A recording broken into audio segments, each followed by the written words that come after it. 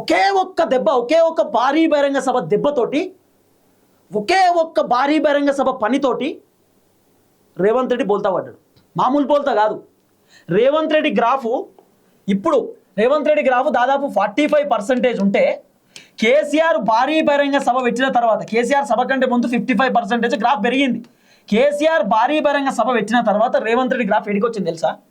33 నుండి 32%కి వచ్చింది. రేవంత్ రెడ్డి గ్రాఫు అమాంతం తగ్గిపోయింది మొత్తం. రీజన్ ఏంది? కేసీఆర్ అన్ని విషయాలు జనాలకు యాద్ చేసిండు, గుర్తు చేసిండు. కేసీఆర్ నేనున్నప్పుడు మంచిగా ఉండేనా, రేవంత్ రెడ్డి ఉన్నప్పుడు మంచిగా ఉందా? కేసీఆర్ ఇంకో మాట ఏం చెప్పిండు తెలుసా? బలమైన మాట.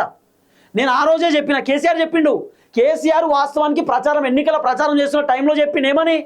కాంగ్రెస్ వస్తే బతుకులు ఆగమవుతాయి, కాంగ్రెస్ వస్తే ఇబ్బంది పడతారు, యాది పెట్టుకోర్రి, పాత రోజులు అంటుర్రు, మళ్ళీ మీరు సఫర్ అవుతారు, మంచో చెడో మళ్ళీ బీఆర్ఎస్కి ఓటేయమని చెప్పి కేసీఆర్ చెప్పిండు. చాలా మంది జనాలు సరే రేవంత్ రెడ్డి 6 గ్యారెంటీలను నమ్మి మార్పు రావాలని, కేసీఆర్ 10 సంవత్సరాలు ఉన్నాడు, ఒక 5 సంవత్సరాలు రేవంత్ రెడ్డికి అవకాశం ఇద్దాం, ఏం చేస్తాడో చూద్దామని చెప్పి చాలా మంది ఓట్లు వేసిరు. రేవంత్ రెడ్డికి అవకాశం ఇచ్చిన తర్వాత గుండు సున్నా వేసిండు ఆఖరికి. కేసీఆర్ చెప్పిండు కదా మొన్న, నేను వద్దని చెప్పినా, ఓట్లు వేయకని చెప్పినా, మాకేమని చెప్పినా నా మాట వినకుండా వేసిర్రు, ఇలా మీరే ఇబ్బంది పడుతున్నారు, మీరే సఫర్ అవుతున్నారు, మీ ఇష్టం అని చెప్పి కేసీఆర్ చెప్తున్నాడు. అంటే మొత్తం విషయాలు కేసీఆర్ జనాలకు అర్థమయ్యేటట్టు చెప్పిండు. అర్థమయ్యేటట్టు చెప్పడమే కాదు, జనాలకు వివరించిండు. వివరించడమే కాదు, కేసీఆర్ రేవంత్ రెడ్డి గ్రాఫ్ డౌన్ చేసిండు ఒకే ఒక్క సభతోటి. ఇంకా కేసీఆర్ 33 సభలు పెడుతుండట. అది మనం నెక్స్ట్ వీడియోలో మాట్లాడుకుందాం. 33 సభలు ఏడేడో పెడతాడు, ఏం కథ, ఏ అంశం గురించి మాట్లాడబోతున్నాడు, ఏం చేయబోతున్నాడు, మరి కేసీఆర్ సభ ఇంపాక్ట్ ప్రభుత్వానికి ఎంత ఉంటుంది, ఏం కథ అనేది పిన్ టు పిన్ మనం మాట్లాడుకునే కార్యక్రమం చేద్దాం. కానీ ఒకటే ఒక విషయం, కేసీఆర్ చేసేటటువంటి ఒకే ఒక్క పనికి రేవంత్ రెడ్డి బోల్తా పడ్డాడు, నిజంగా బోల్తా పడ్డాడు. రేవంత్ అని అనుకున్నాడే, ఇక కేసీఆర్ బయటికి రాడు, కేసీఆర్తో కాదు, అంత సీన్ లేదు కేసీఆర్కి, గాయనాడ బయటకు వస్తాడని రేవంత్ రెడ్డి బాగా అనుకున్నాడు.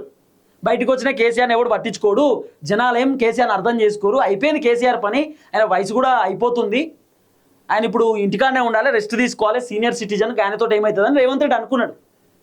కేసీఆర్ బయటికి రాడని ఢిల్లీకి కూడా చెప్పినట్టు రేవంత్ రెడ్డి. సీన్ కట్ చేస్తే కేసీఆర్ కట్టబట్టుకొని నడతలేడు, ఒకప్పుడు నడిచినట్టు, కచ్చలేదు కూర్చలేదు, డైరెక్ట్ ఒక పులి బయటకు వస్తుంది కదా, సింహం బయటకు వస్తుంది చూడు, అట్లా వచ్చిండు. హెలికాప్టర్కి వెళ్ళి బయటకు వచ్చి ఎటు ఓలే రేవంత్ రెడ్డి చెప్తా అన్నట్టుంది కథ, కేసీఆర్ కథ. నేను ఎటు ఓలే, నేను ముసలోని అనుకుంటున్నావా, నా వయసు అయిపోయింది అనుకున్నావా? కేసీఆర్ చెప్పిన మాట. కేసీఆర్ ఏం చెప్పాడు యాదుకుందా మీకు? సభలా పొద్దుగాల లేస్తే ఎవడు పడతాడు, నా సాగు కోరుకుంటుర్రు, నేను చచ్చిపోవాలంటుండు ఎవడు పడతాడు, మీరు 1000 జన్మలు ఎత్తినా నేను సావన్న నా కొడుక అని చెప్పి కేసీఆర్ ఒక మాట చెప్పిండు. మరి ఎవరిని ఉద్దేశించి అన్నాడో నాకు తెలియదు అయ్యా.